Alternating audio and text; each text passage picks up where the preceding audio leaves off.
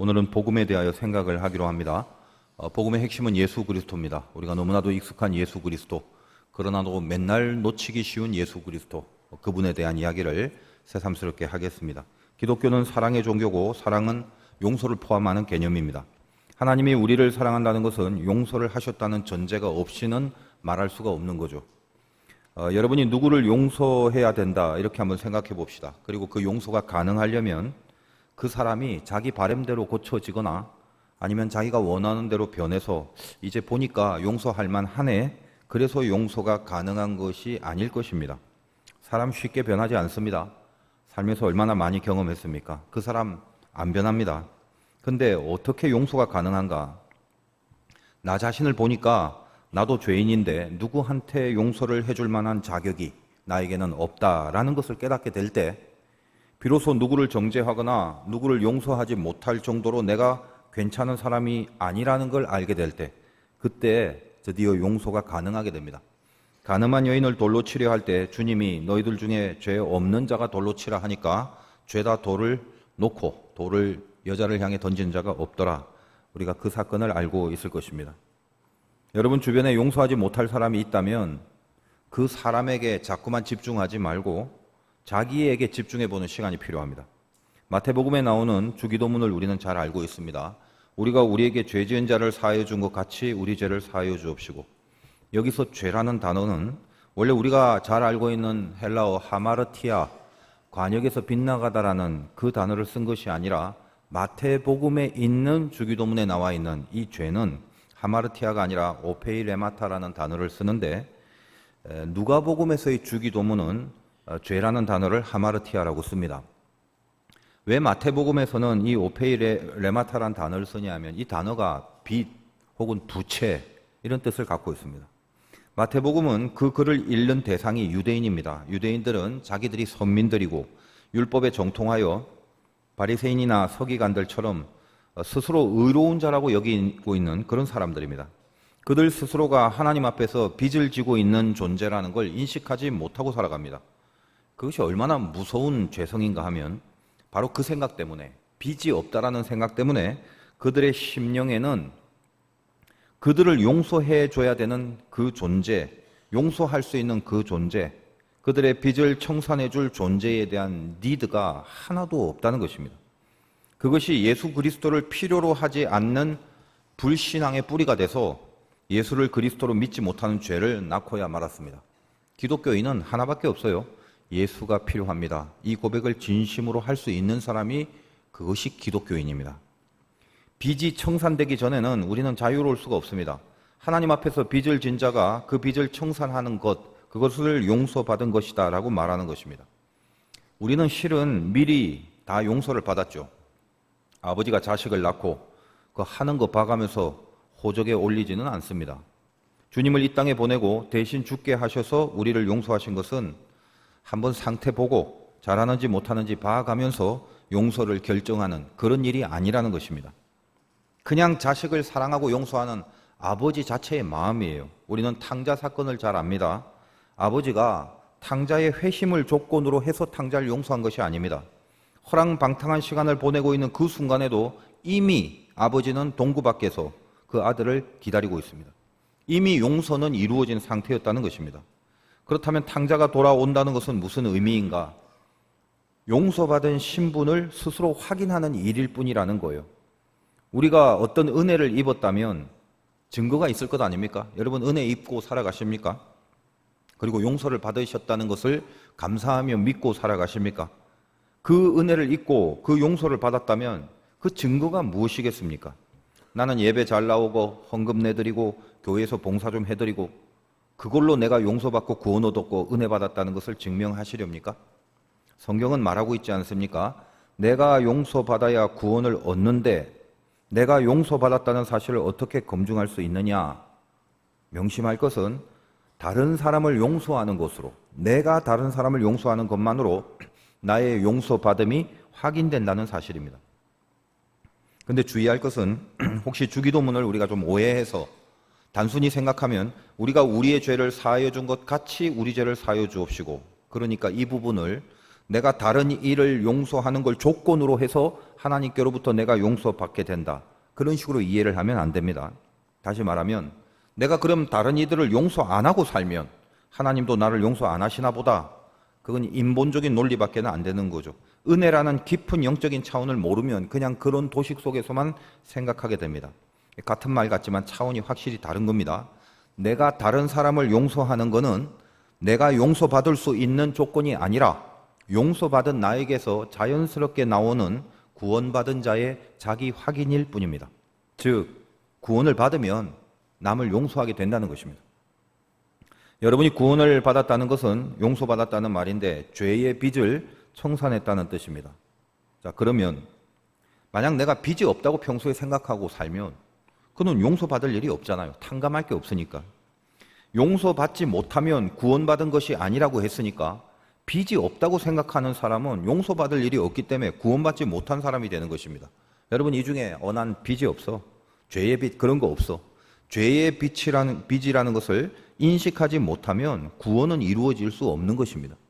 여기 예배 가운데 앉아있는 저와 여러분 중에 혹시라도 나에게는 모든 죄의 빚, 그러나 허리만큼도 없다라고 그렇게 생각하는 사람은 아직 구원받지 못한 사람입니다. 구원받지 못한 자는 용서할 수 있는 사람이 될 수 없다는 것을 성경이 분명한 비유로 말하고 있는 내용이 있지 않습니까? 마태복음 18장에 1만 달란트 빚진 자의 이야기입니다.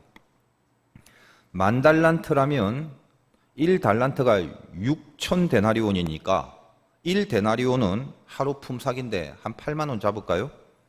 하루 품삯인데 그걸 6,000일, 즉 16년간을 일한 품삯, 그게 1달란트입니다. 1달란트. 그게 얼마냐? 현대 화폐 가치로 한번 바꿔보면 대강 5억 정도 잡으면 돼요. 그런데 1달란트가 5억이니까 1만 달란트는 5억에 곱하기 만을 해야죠. 5조라고 천문학적인 숫자입니다. 물론 여러분 통장에 그 정도는 다 들어있을 줄 제가 믿고 있습니다. 성경은 그 사람의 상태를 뭐라고 표현하냐면 그것을 갚을 길이 없다, 갚을 것이 없다 이렇게 표현합니다. 당연하죠. 어떻게 갚겠습니까?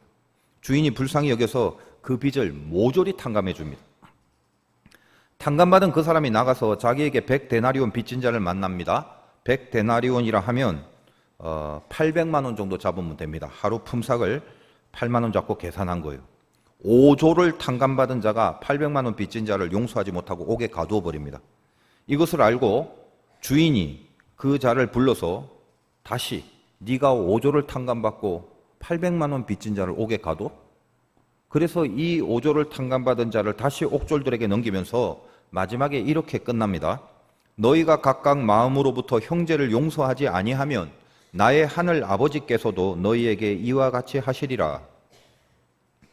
우리가 갚을 수 없는 죄의 빚을 탕감받은 사람이라는 것을 인식하지 않고 살아간다면 다른 사람을 용서할 수도 없을 뿐만 아니라 내 자신이 구원받지 못한 증거라는 것을 말해주고 있다는 사실입니다. 용서라는 개념이 얼마나 기독교 신앙에서 중요하고 내 구원에 대한 이 기준 내에 얼마나 이것이 가장 중요한 척도가 되는가를 다시 한번 상기를 했으면 좋겠습니다.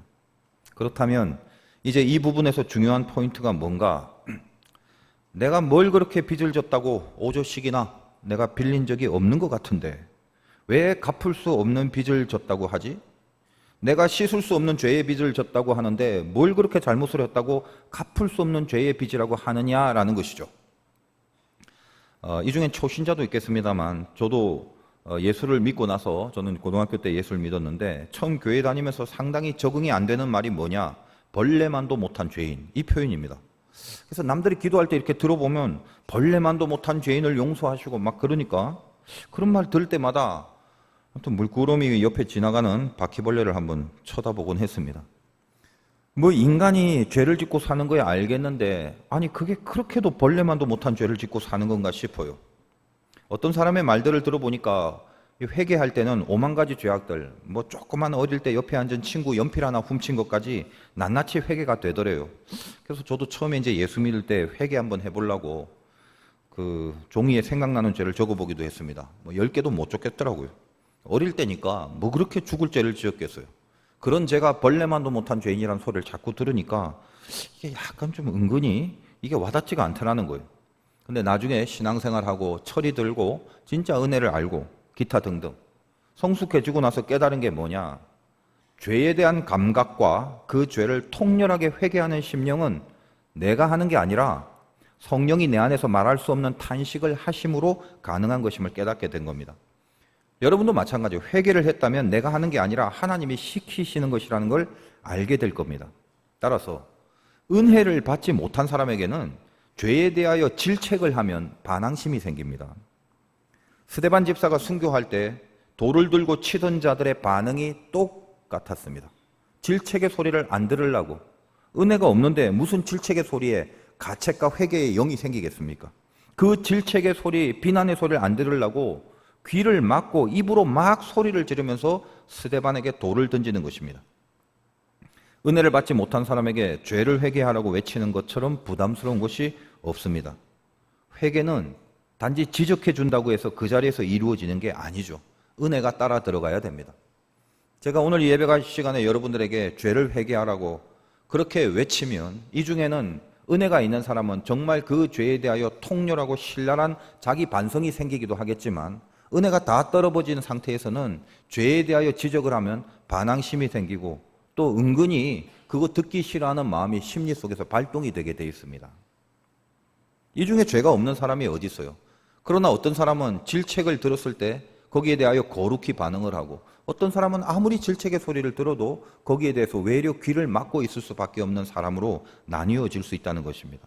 그런데 만약 내가 죄에 대한 감각이 아예 없다면 상태가 좀 안 좋아서 죄에 대하여 둔감할 때는 있지만 아예 애시당초 그리고 지금까지 앞으로도 죄에 대한 감각이 전혀 없다면 그것은 은혜가 없다는 것이고 죄에 대한 감각이 없는데 어떻게 용서를 강구하겠어요? 그러니까 죄진 게 없는데 용서받을 필요도 없는 거죠.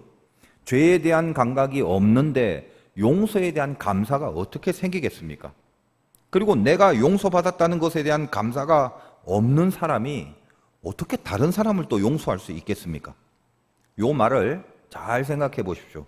그 논리를 그대로 거꾸로 하면 다시 다른 사람을 용서할 수 있다면 내가 다른 사람을 용서할 수 있는 사람은 자기가 용서받은 것에 대한 감사가 있는 사람이고 자기가 용서받았다는 것을 깨닫는 사람은 자기가 갚을 수 없는 죄가 있음을 감각하고 있는 사람이고 자기 죄를 감각하고 있는 사람은 은혜를 받은 사람이고 은혜를 받은 사람이 구원받은 사람이라는 논리가 생겨지는 것입니다.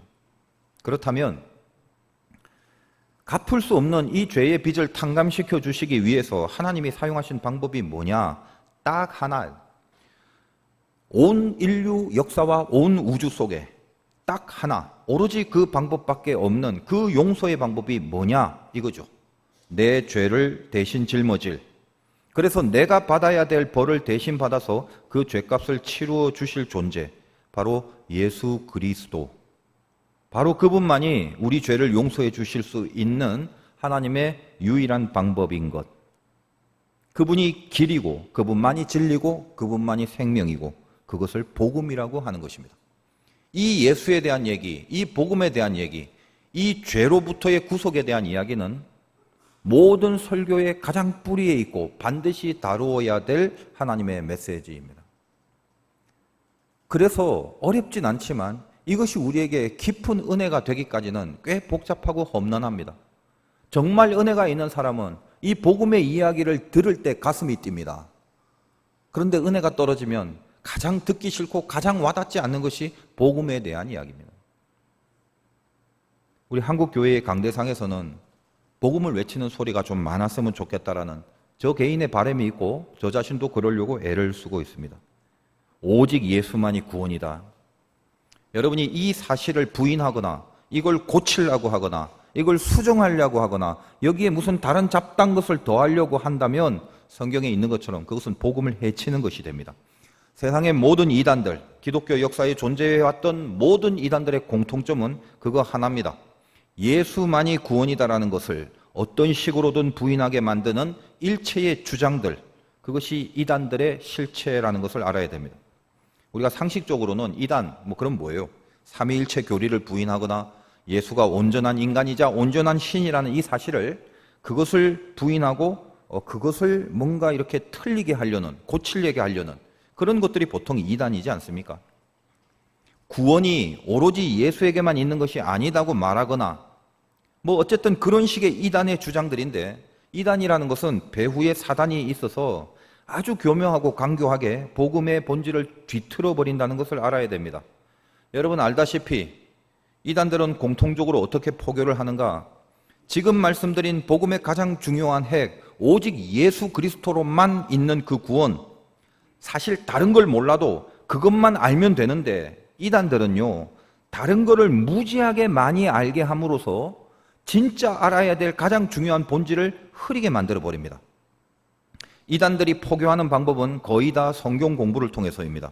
듣도 보도 못한 수많은 정보들을 성경에서 빼내서 그 많은 것들을 가르치면서 오히려 그 가르침으로 인하여 가장 중요한 본질인 예수로만 얻을 수 있는 본질, 그 구원의 핵심, 그거를 흐려버리게 하는 것입니다.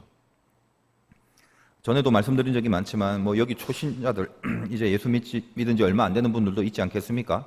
예수에 대한 이야기를 많이 알고는 있는데 제일 의아해하는 부분 중에 하나가 예수의 동정녀 탄생입니다. 못 믿겠다는 거죠. 말이 안 된다는 것입니다. 어떤 영웅을 만들어내기 위해서 신화를 하나 만든 것이다라고 합니다. 우리나라 건국 신화들 중에 거의 대부분 그 나라의 시조들은 탄생 설화를 다 가지고 있습니다. 주몽, 박혁거세 등등. 그들은 거의 다 정상적으로 태어난 사람이 없습니다. 전부 알 까고 태어났어요. 인간이라는 그 고급스러운 포유류의 종들을 무슨 조류나 파충류로 만들어 놓았는데도 사람들은 그 점에 대해서는 참 관대합니다. 그런데 예수의 동정녀 탄생이라고 하면 이거 이상하게 악을 쓰면서 비난을 합니다. 그 유명한 코미디언 구봉소 장로님이 성경 공부 중에서 동정녀 탄생을 못 믿겠다고 하는 교인들에게 했던 유명한 질책이 있지 않습니까? 아니 지 서방인 요셉도 믿는데 니들이 왜 난리냐고. 하나님이 독생자 예수를 동정녀의 몸에서 탄생케 하신 그 깊은 복음의 진수, 그걸 우리가 깨달아야 됩니다. 예수를 무슨 영웅을 만들려고 그렇게 하신 게 아니죠. 만약에 영웅을 만들려고 했으면 아예 십자가 고난 같은 거 안 당하게 하시고 하늘의 천군 천사 다 동원해서 로마 정권을 그냥 다 무찔러 버리고 그 나라의 주님 왕국을 만들어 버리면 되지 않습니까? 그럼 영웅 되잖아요. 근데 그렇게 안 하십니다. 예수님은 애초부터 우리 죄를 대신 지시러 이 땅에 오신 겁니다. 우리를 용서하시려고 계획하신 하나님의 신비, 그것이 동정녀 탄생입니다. 하나님은 공의와 사랑을 같이 가지고 계시는 분이기 때문에 두 개 중에 어느 하나것도 위배할 수 없습니다. 지금 제가 장황하게 설명하는 논리는 정신 바짝 차려야 마지막 결론으로 연결이 됩니다. 여러분 가슴 속에 나는 예수 없이는 살 수 없다라는 불을 갖고 계속 들으세요. 그 공의와 사랑이라는 이 두 가지, 하나님의 공의 앞에 죄를 봐주고 눈 감아주는 거 없습니다. 공의를 이루시려면 죄에 대하여 벌을 받음으로 대가를 반드시 치루어야 합니다. 그리고 그분의 사랑은 또 어떤 끔찍한 죄를 저지를지라도 그 죄로 인하여 죽게 되는 일을 내버려 두진 않으십니다. 이걸 어떻게 해야 돼요? 이 두 가지의 하나님의 속성을 만족시키는 유일한 방법, 그 은혜의 결론이 바로 예수 그리스도이십니다. 생각을 해보세요. 제가 죄를 지었어요. 이 죄값을 어떻게 소멸시킬 수 있겠는가? 하나님의 그 완벽한 거룩 앞에 서 있는 저의 죄는 어떤 죄든지 간에 그거는 죽는 것밖에 없습니다. 하나님의 온전한 공의 앞에서 그것을 만족시킬 만한 조건이 우리 인간에게는 없습니다. 제가 죄를 지었다면 저는 그 죄 앞에 죽는 것밖에 없어요. 사형당하는 게 죄값을 받는 방법입니다. 근데 죽기는 싫잖아요. 죽으면 안 되잖아요. 그래서 살아나려면 어떻게 해야 되나? 방법이 있죠. 죄 지은 나 말고 하나님의 공의를 만족시키기 위해서는 다른 어떤 인간을 대신 벌을 받게 해서 내 죄를 탕감받아야 되는 방법이 있는데, 세상에 그 어떤 인간이라도 아무리 나 대신에 죄의 벌을 받게 그렇게 할지라도 내가 자원하여 손들고 목사님 위해서 내가 죄를 달게 받겠나이다, 내가 벌 받으면 목사님 사는 거요, 그래서 벌을 받았다 할지라도 그 사람 자신의 죄를 자기가 갖고 있기 때문에 벌을 받아봤자 결국은 자기 죄로 인하여 받는 자기 벌이 될 뿐입니다. 내 죄를 대신 받으려면 그 자신이 죄가 없어야 내 죄를 대신할 수 있잖아요. 자기도 죄가 있는데 어떻게 남의 죄를 대신해서 벌을 받냐고요. 그러므로 사람은 자기 죄가 누구나 있기 때문에 인간이 인간의 죄를 대신 질 수가 없는 것입니다. 따라서 그러면 인간이 아닌 신이 대신 죄에 대한 벌을 받기로 했습니다. 그런데 신이라는 존재는 죄가 없기 때문에, 인간의 죄가 없기 때문에 내 죄를 대신할 수는 있지만 그 죄로 인하여 받는 벌에 대해서는 신이기 때문에 아픔이나 고통을 느끼지 못하는 거예요. 감옥에 가둬도 마음대로 공간 이동을 할 수 있으니까 갇혀 있는 것도 아니고, 채찍으로 때려도 아프지도 않고, 밥을 굶겨도 배고프지도 않아요. 그래서 신이 대신 인간의 죄를 짊어지는 게 의미가 없어져 버리는 거죠. 그러면 방법은 하나죠. 자기는 인간의 죄가 하나도 없는 신이시면서 동시에 벌을 받을 때는 고통과 아픔을 느낄 수 있는 인간이 되어야만 우리의 죄를 짊어지실 수 있는 겁니다. 그래서 예수는 완벽한 신이자 완벽한 인간이어야 하는 거죠. 인간의 몸으로 낳게 됐기 때문에 인간이고, 인간의 관계를 통하지 않고 낳기 때문에 신인 것이죠. 그래서 동정녀의 몸에서 탄생시키는 거란 말입니다.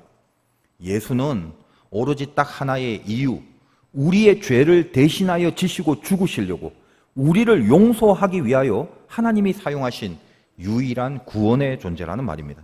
그게 복음입니다. 오직 예수, 그분만으로 우리의 구원의 조건은 필요 충분합니다. 예수 외에 다른 것은 있을 수도 없으며 있어서도 안 되는 것입니다. 그리고 그분으로 충분히 하나님은 당신의 구원을 이루시고야 맙니다. 그런데 이제 다시 이단들을 보라고요. 아까 말씀드렸다시피 삼위일체를 부정하는 이유가 뭐죠? 신학적 이론의 다양성을 주장하는 게 아닙니다. 교주가 메시아고, 근데 그 메시아라고 주장하는 교주가 인간이기 때문에 그들이 동정녀 탄생은 못하지 않습니까? 지들이 메시아가 되려면 예수도 메시아이기 때문에 예수가 인간이어야 하는 거죠. 예수가 신이면 안 되는 겁니다. 그러니 삼위일체를 부정해야 자기들의 논리가 만들어지는 거라고요. 우리나라 대단한 나라입니다. 세계적인 이단들은 다 나왔어요. 통일교 문성명, 감람나무 박태선, JMS 정명석, 신천지 이만희, 하나님의 교회 안산홍 등등. 다 흉측한 이단들인데 공통점, 그 교주 자기가 메시아라는 것입니다. 그런데 여러분이 이거를 주의해야 됩니다. 그들은 예수를 부인하지 않습니다. 예수도 하나님이 보낸 아주 고급한, 거의 랭킹 탑에 해당하는 선지자급입니다. 인류를 구원하기 위해서 왔습니다. 다 인정해요. 근데 뭐다? 실패했다라고 하는 것입니다. 아까 말했죠. 복음은 더하거나 빼거나 보태거나 이러면 안 된다고. 예수만이 구원인데 예수는 구원 맞는데 플러스 뭐가 있답니다. 더하고 보태기 시작합니다. 그리고 우리의 마음에 인간의 가장 가녀린 심성을 자극하기 시작합니다. 십자가에 달려 죽은 이유가 인간들이 메시아를 몰라봐서 그렇게 죽게 한 거라고 하면서 예수를 향하여 더 깊은 슬픔을 느끼게 만드는 것입니다. 니들이 예수를 죽였지 않냐? 유대인이 앞장서서 예수를 믿어야 되는데 유대인이라는 오늘날로 말하면 기존 세력, 원래 하나님을 믿었던 그들이 예수를 죽이는 것에 앞장선 것처럼 오늘날도 기존 교회, 정통교회가 예수를 죽였다. 그렇게 주장하는 것입니다. 그러니 이제 새로운 메시아가 등장했으니까 너희들은 예수를 믿을 때처럼 이번에는 그것보다 훨씬 더 분명하고 확실하게 믿어달라. 그래서 제2의 메시아인 나를 십자가에 달리게 하지 말고 이 땅에 우리 모두 잘 합력하여 신천지를 이루어보자. 그렇게 설득을 합니다.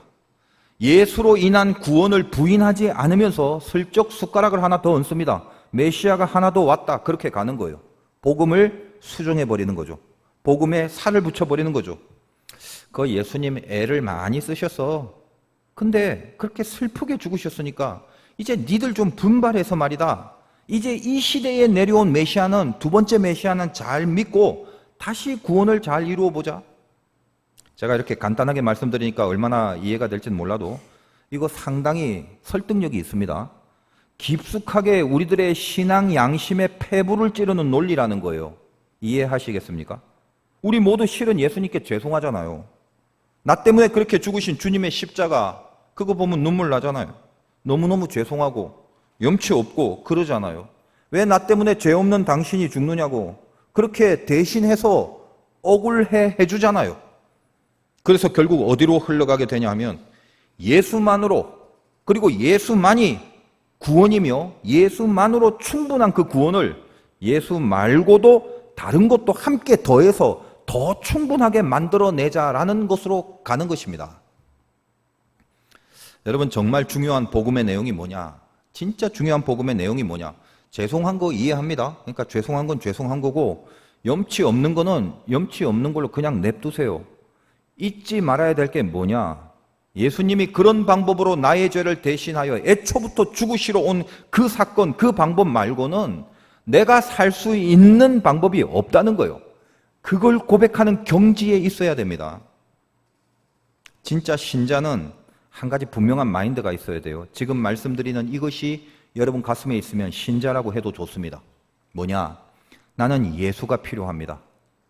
예수가 없으면 살 수가 없습니다. 오직 예수만이 구세주이십니다. 이게 지금 여러분 심령에 있는지 확인해 보세요.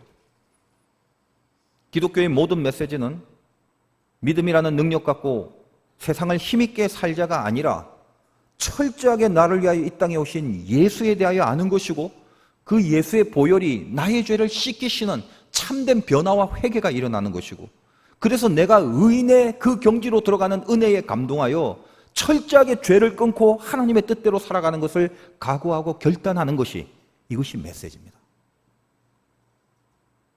여러분 심령에 예수가 필요합니다. 예수 없으면 살 수가 없습니다. 그거 있습니까? 그게 있다면 어떻게 이 고백이 가능합니까? 아, 난 원래 예수를 향해서 열심히 있어. 난 하나님에 대한 비전이 막 확실하니까. 여러분, 그런 것 때문에 예수가 필요하다라고 말하는 그 정도의 차원이 아닙니다.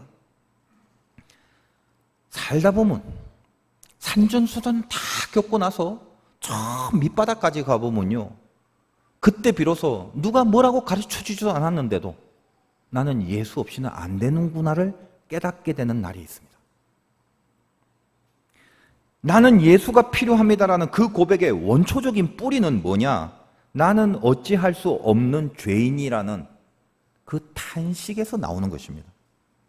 내가 이 죄 앞에 내가 할 수 있는 게 없다는 것을, 내 인간의 이 한계를 처절하게 느끼고 저 깊은 영혼의 바닥에서 신랄하게 그것을 인정하는 거라고요. 그래서 내가 나를 스스로 포기할 수밖에 없는 그 경지까지 내려가서 내 한계와 내 한심함에 치를 떨다가 나에게는 구원이 나올 수 없음을 한겨울 서리빨처럼 깨닫고 비로소 터져나오는 외침, 주님, 예수님, 오직 예수만이 나의 구원이시며 나는 예수가 필요합니다. 나는 예수 없이는 살 수 없습니다. 오직 예수만이 나를 구원하실 수 있습니다. 예수님만으로 충분하며 예수 말고 내가 갖고 있는, 그리고 이 세상에 있는 그 어떤 것도 나의 구원은 이룰 수 없습니다. 이 고백이 터져 나오는 거라고요. 자신의 한계를 느끼는 이 깊은 영성이라는 건 그저 머리에서 나오는 생각이나 스치는 감정에서 비롯될 수 있는 내용이 아닙니다. 여러분, 사람이 죄가 있다고 해도요, 신자들뿐만 아니라 세상 사람들도 죄의식 갖고 살아가는 사람 많습니다. 기본적으로 인간은 양심이라는 게 있으니까 착한 사람들은 죄책감이나 죄의식을 충분히 가지고 산다고요. 가끔 보면 오히려 양심적인 세상 사람들이 교회 다니는 악독한 사람보다 더 죄책감을 느끼는 경우도 많은 걸 여러분 알고 있지 않습니까? 그런데 그런 양심 차원이나 혹은 도덕이나 윤리적 차원에서의 죄성, 그거는 방금 말씀드린 이 깊은 고백, 예수만이 구원이라는 고백으로 바로 연결될 수 없다는 걸 아셔야 됩니다. 대강 느끼는 죄책감, 대강 겉으로 되어지는 이런 잘못들, 그 정도 갖고 내 인생에 예수가 절대로 필요하다는 고백으로는 연결 안 된다는 거예요. 내가 이 이야기에 대한 이해를 돕기 위하여 여러분 다윗을 한번 생각해 봅시다. 우리가 잘 알고 있는 시편 51편은 다윗이 그 서두에 밧세바와 동침한 후 선지자 나단이 그에게 왔을 때라고 가로를 치고 설명을 하고 시작합니다. 그 중에 유명한 구절이 51편 5절인데 내가 죄악 중에서 출생하였으며 어머니가 죄 중에서 나를 잉태하였나이다. 그렇게 이야기를 하죠. 이 고백이 단지 내가 간음을 저질렀기 때문에 간음했던 죄를 통해서 나 이거 잘못했어요 라고 고백하는 정도가 아닙니다. 여러분 다윗 한번 보세요. 어릴 때부터 잘 나갔습니다. 그 조그만 때부터 거인 골리앗을 죽일 때부터 하나님도 다윗을 인정했고 지도 스스로 꽤 괜찮은 사람인 줄 알고 살았어요. 그런데 어엿한 그 위치와 어엿한 모든 것을 다 갖고 있을 그 무렵에 막상 뚜껑을 열어보니까 나단 선지자의 지적을 받고 정신이 번쩍 나는데, 이거는 내가 지금 밧세바와 저질렀던 것이 죄구나라는 깨닫는 차원, 그 정도의 깨달음이 아니라 그 밑바닥에서 인간의 존재가 뭔가라는 거예요. 인간이라는 게 도대체 어느 지경인가, 그 경지까지 내려가서 인간의 정체를 알게 된 거죠. 나 지금 좀 괜찮은 사람인 줄 알았는데 뚜껑 열어보니까 뭐죠? 내 힘으로는 그 어떤 구원을 이룰 수 없는 인간의 한계와 인간의 한심함을 통렬하게 깨달은 겁니다. 그래서 뭐라고요? 아예 죄악 중에서 출생하였대요. 그냥 어머니가 죄 중에서 나를 잉태하였다고 그렇게 고백을 하는 것입니다. 무슨 표현이죠? 내 힘으로는 이 죄를 감당할 수 없으며 이 한계와 이 한심함을 내 스스로 극복할 수 있는 그런 조건이 나에겐 없다는 거죠. 그리고 그것이 인간이라는 걸 알게 되는 겁니다. 그리하여 연결하여 시편 51편 16절 17절에 이런 구절 많이 들어보셨죠? 주께서는 제사를 기뻐하지 아니하시나니 그렇지 아니하면 내가 드렸을 것이라. 주는 번제를 기뻐하지 아니하시나이다. 하나님께서 구하시는 제사는 상한 심령이라. 하나님이여 상하고 통회하는 마음을 주께서 멸시하지 아니하시리이다. 이렇게 표현을 합니다.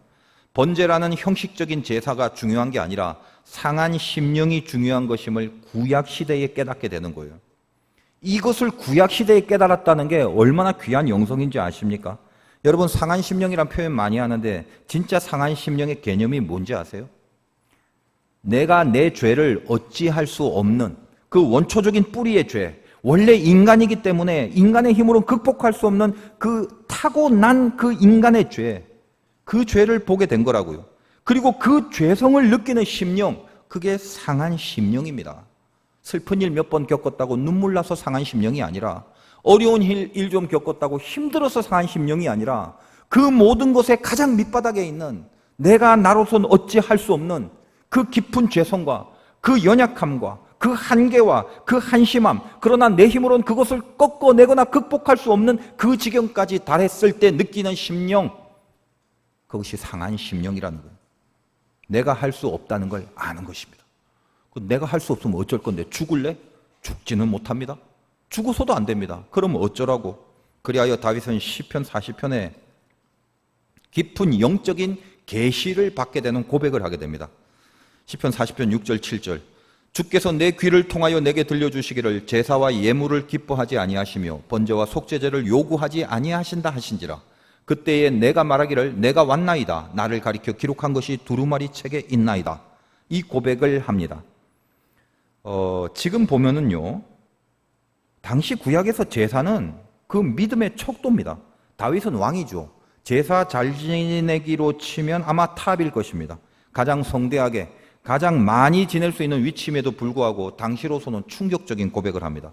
이건 거의 종교개혁과도 더 진한 그런 센세이션한 발언이죠. 뭐라고 합니까?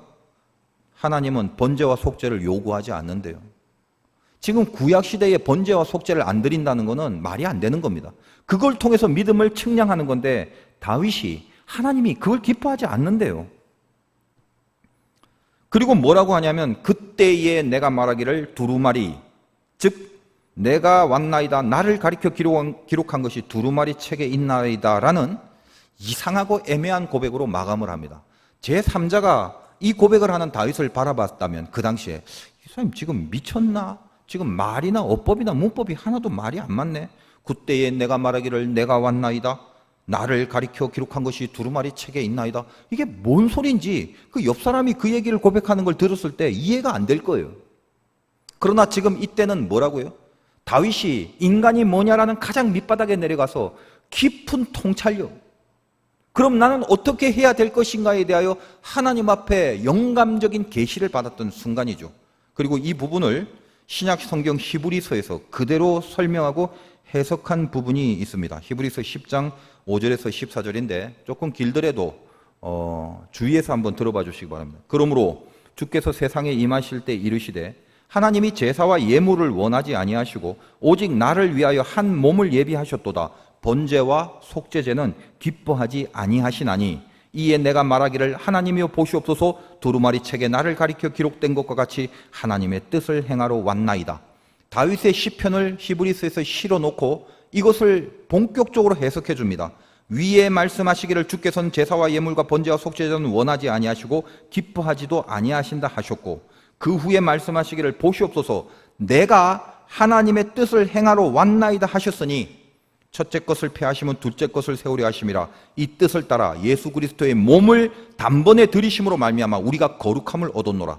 제사장마다 매일 서서 섬기며 자주 같은 제사를 드리되 이 제사는 언제나 죄를 없게 하지 못하거니와 오직 그리스도는 죄를 위하여 한 영원한 제사를 드리고 하나님 우편에 앉으사 그 후에 자기 원수들을 자기 발등상이 되게 하실 때까지 기다리시나니 그가 거룩하게 된 자들을 한 번의 제사로 영원히 온전하게 하셨느니라. 히브리서는 다윗이 시편 40편에 고백한 이 영적인 깊은 계시를 그대로 설명해 주고 있습니다. 두루마리 책에 기록된 내가 왔나이다라고 다윗이 고백했던 그 나는 진짜 다윗인 나라는 1인칭 자기 시점이 아니었죠. 다윗은 자기를 말하는 것이 아니라 이미 예수님이 태어나기 한참 전인 구약 시대에 인간이란 존재가 어떤 건가를 뼈저리게 느끼고 나서 믿음 깨나 있다고 생각했던 내 자신의 한계와 한심함에 치를 떨고 나서 그런데도 불구하고 내가 나를 일으키고 세울 만한 조건이 나에게 없다라는 무기력함에 아무것도 하지 못하고 망연자실한 그 순간, 그러면 어떻게 하라고?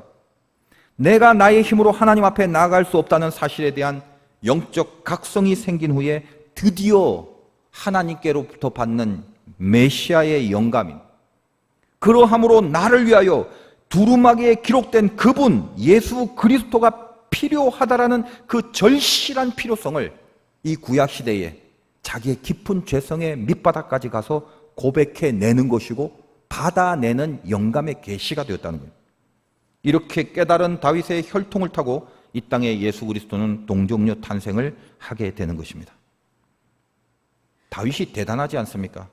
이미 구약에서 예수에 대한 필요성을 절감하게 되었다는 이 영감이 사실은 예수를 알고 있는 우리 모두의 마음에 동일한 심정이 되어야 될 것입니다. 여러분이 예수가 필요하다는 이 근본적인 이유를 알게 되는 은혜가 있기를 바라요. 단순히 세상을 살면서 저지르는 그런 눈에 보이는 자범죄 정도? 그 정도를 해결하기 위한 조치로 하나님이 이 땅에 예수를 보내 죽이시지 않습니다.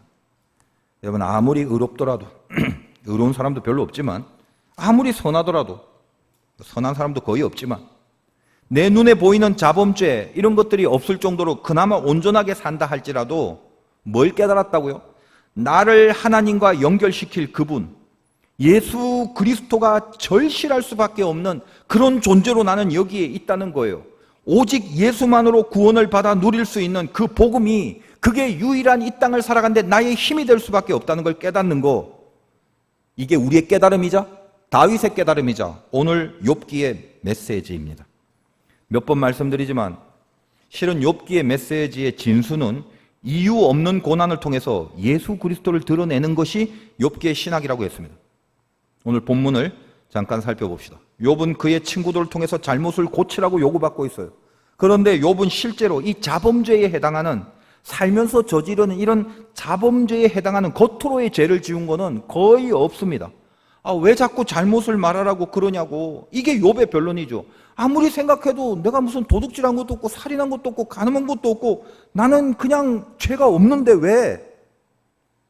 그러나 깊은 고난을 계속적으로 감당해내는 욥의 밑바닥에, 특별히 오늘 본문에서처럼 욥은 자기가 당한 고난을 통해서 자범죄의 잘못을 찾는 정도가 아니라 진짜 해결해야 될 인간의 원초적인 죄성을 발견하게 되는 거예요. 그러므로 저번 시간에 욥이 하나님의 크심에 대한 고백을 했지 않습니까? 이 앞쪽 본문은 그 크신 하나님 앞에 자기를 바라보면서 다윗과 같은 그런 각성의 원리를 깨닫게 되는 것이죠. 그 크신 하나님 앞에 내가 서 있으므로 내가 내 힘으로 해결할 수 없는 밑바닥의 죄성이 있다는 것을 다윗처럼 깨닫게 됩니다. 본문 25절에서 26절에 나의 날이 경주자보다 빨리 사라져버리고 복을 볼 수 없다. 지나가는 것이 빠른 배 같고 먹이에 날아내리는 독수리와 같도다. 뭐 그냥 다 빠르단 말이에요. 무슨 말이냐? 시간이 휙 하고 흐르는데 그 휙 하는 시간 속에 자기는 아무것도 할 수 없는 자기의 처지를 보게 되는 것입니다. 나는 이렇게 작다. 아무것도 없는 보잘것없는 작은 존재라는 거죠. 그리고 나서 27절에 가령 내가 말하기를 내 불평을 잊고 얼굴빛을 고쳐서 즐거운 모양을 하자 할지라도, 무슨 말이죠? 내 지금 고난당해서 혹독하게 지금 이러고 있는데 혹시 그래도 이제 마음 잡고 그래 알았어, 내가 좀 비록 고난은 많지만 한번 잘해보자, 이제 아무리 힘들어도 다시 한번 일어나 보자, 이런 결단을 하는 것도 굉장히 어렵지만 이런 결단을 확 했다 합시다. 그런데 28절 그랬다 할지라도 내 모든 고통을 두려워하오니 주께서 나를 죄 없다고 여기지 않으실 줄을 아나이다. 이거 굉장한 말이죠. 하나님이 내가 아무리 마음을 잡고 다시 한번 해보자라고 해도 하나님이 그래? 너 참 잘했다, 야, 너 죄 없다, 이렇게 여겨주지 않는다라는 거예요. 왜? 뭔지 모를 죄가 있다는 거예요. 없다고 여겨주지 않을, 너 아무리 마음 잡고 발끈해서 열심히 하지만 없는 게 아니야 라고 얘기하는 그 뭔가의 죄, 그런 것을 욥이 밑바닥에서 느끼는 거예요.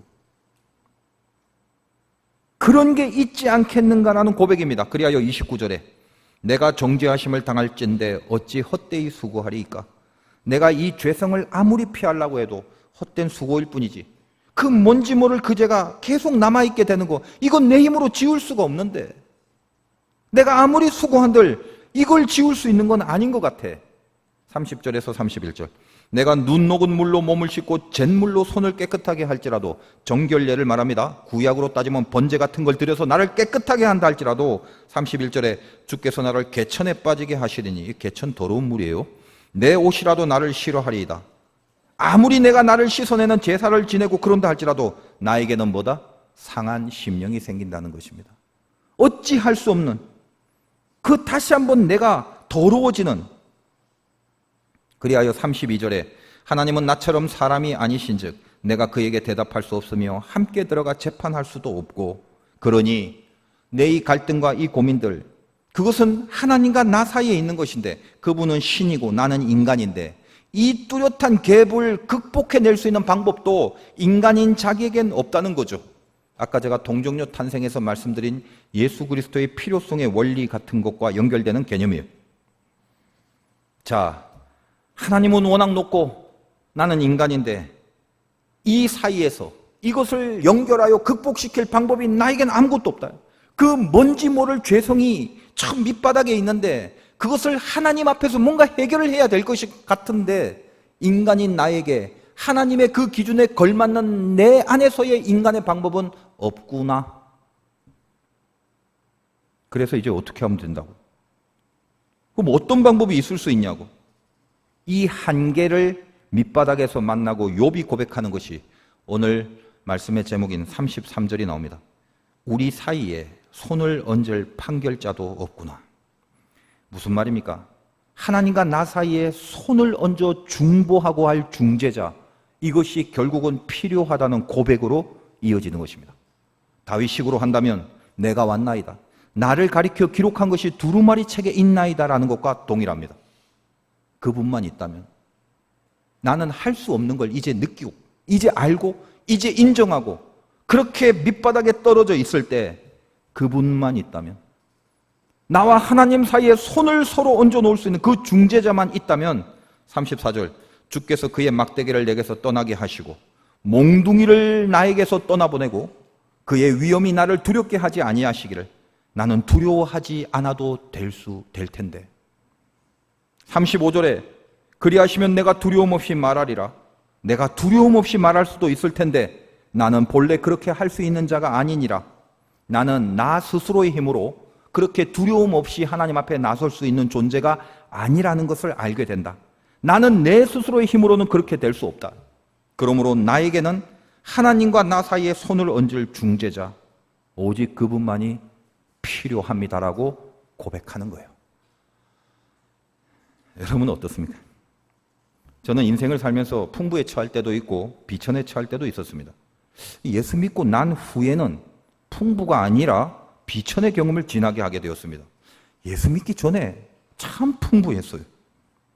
정말 죽고 싶은 현실이 많았지만 그때마다 하나님이 그 고난의 현실을 즉각적으로 해결해 준 적은 많지가 않았습니다. 그런데 시간이 흘러 나중에 돌이켜 보면 하나님은 현실을 해결해 주는 열매가 아니라 그냥 그 당했던 고난의 끝에서 저에게 예수를 남겨주시는 응답을 주셨음을 깨닫게 됐습니다. 예수를 남기시는 것, 그것이 신자들이 당하는, 세상 사람이 아니라 하나님의 자녀들이 당하는 고난의 마지막 열매라는 걸 알고 계십니까? 여러분 보세요. 힘들어서 하나님께 매달리고 기도하고 지금도 눈물 흘리며 간절해하며 살아가고 있지 않습니까? 그런데 이상하고 신비하죠. 기도는 현실에 대한 기도를 하는데 가슴에는 왜 자꾸 예수만이 진하게 머물게 되는지 신기하지 않습니까? 하나님이 왜 그토록 심한 고난 가운데 우리를 던져 놓으시는가? 그 이유가 뭐예요? 그분이 우리를 사랑하시기 때문이고 그 사랑의 마지막 열매는 빼앗기지 않을 예수의 사람으로 우리를 구원하시기 위함이에요. 우리가 믿는 예수님 어떤 분이세요? 여러분이 너무나도 잘 알고 있는 그분이 어떤 분이죠? 그분이 우리를 위해서 당하신 일이 뭡니까?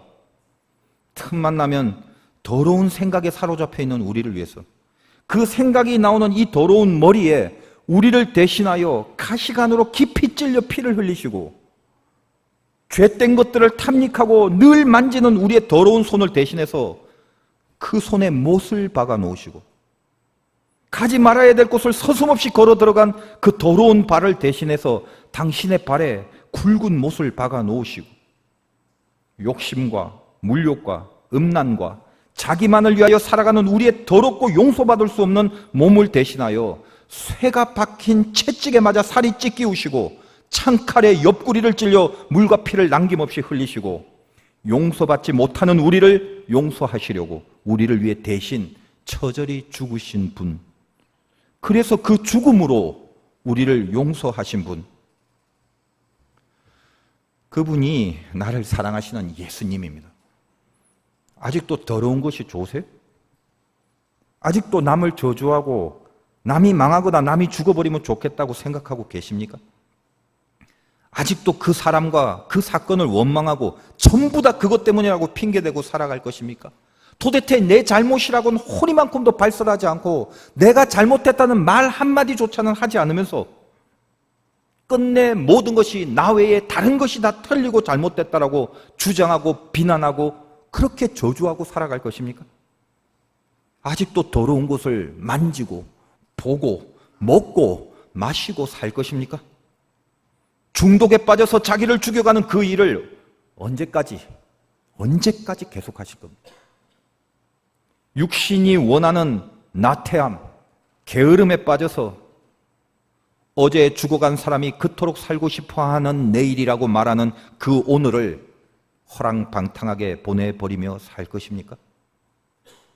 내 잘못은 하나도 발견할 수 없고 전부 남의 탓을 하고 남이 잘못해서 그런 거라고 증오와 미움과 분노를 함부로 바라며 살 것입니까? 나를 포기하지 않으시는 내 주님 예수님이 아직도 나를 위해 피를 흘리시고 지금도 여전히 못에 박히는 아픔을 계속 당하게 내버려 두실 겁니까? 그분의 죽음을 대가로 용서받은 우리들의 감동이 그저 그것뿐이란 말입니까?